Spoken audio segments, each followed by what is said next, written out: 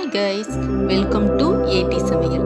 ஏடி சமையல் இன்றைக்கி நம்ம பார்க்க போகிற ரெசிபி வெஸ்ட் பெங்கால் ஸ்வீட் ரோஸ்பெரா. பொதுவாக குழந்தைங்க ஸ்வீட்னாவே விரும்பி சாப்பிடுவாங்க.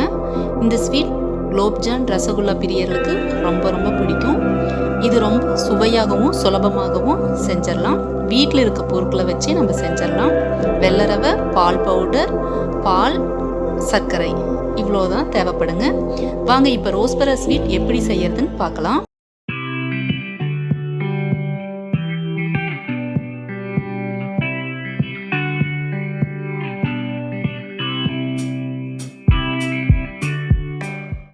ஃபஸ்ட்டு அடுப்பை பற்ற வச்சிடலாம். பேன் சூடானோன்னு 2 டேபிள் ஸ்பூன் நெய் விட்டுடலாம். வெள்ளை ரவை 1/4 கப் சேர்த்திடலாம். நல்லா ரோஸ்டட் வர அளவுக்கு மீடியம் ஃப்ளேமில் வச்சு நம்ம நல்லா வறுத்தெடுத்துடலாம். வாசம் கமன்னு வருதுங்க.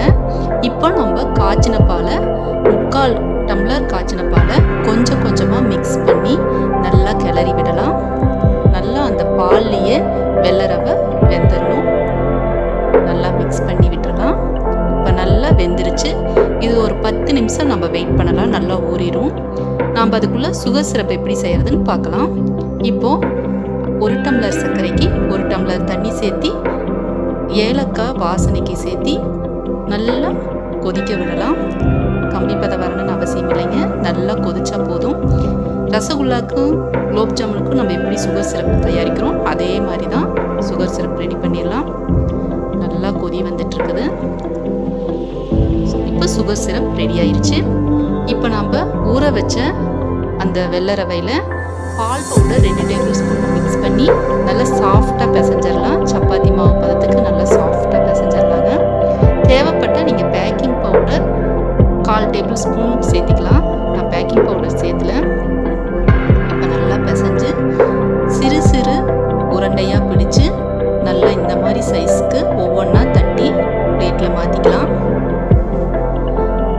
இப்போ நாம் இதை பொரிச்சு எடுத்துடலாங்க. அடுப்பை பற்ற வச்சு பேனில் தேவையான அளவு ஆயில் சேர்த்தி ஒவ்வொன்றா பொரிச்செடுக்கலாம். நல்லா கோல்டன் கலரில் வந்துட்டுருக்குது. நல்லா கோல்டன் கலரில் வருது பாருங்கள். இது ரொம்ப சுலபமான ரெசிபியும் கூட. வீட்டில் இருக்கிற பொருளை வச்சே தான் செய்கிறது. டீ டைம் ஸ்நாக்ஸாக கூட இது குழந்தைகளுக்கு கொடுக்கலாம், விரும்பி சாப்பிடுவாங்க. பொரிச்சு எடுத்தாச்சு.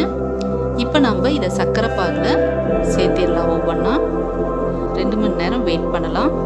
நல்லா சர்க்கரை பாகில் நல்லா ஊறியாச்சு. நல்லா பார்க்கவே அழகாக இருக்குது. இப்போ ஒவ்வொன்றா பிளேட்டில் மாற்றி சர்வ் பண்ணலாம். தேவைப்பட்டால் நீங்கள் பாதாம் துருவி கூட அழகுக்கு தூவி விடலாம். பாருங்கள் எவ்வளோ ஜூஸியாக டேஸ்ட்டாக சாஃப்டாக இருக்குது.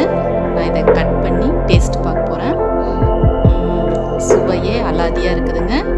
உங்களுக்கு இந்த வீடியோ பிடிச்சிருந்தா ஏடி சமையலுக்கு சப்ஸ்கிரைப் பண்ணுங்கள். மறக்காமல் பெல் ஐக்கானை கிளிக் பண்ணுங்கள். இந்த ரெசிபி செஞ்சு ஃபீட்பேக் பண்ணுங்கள்.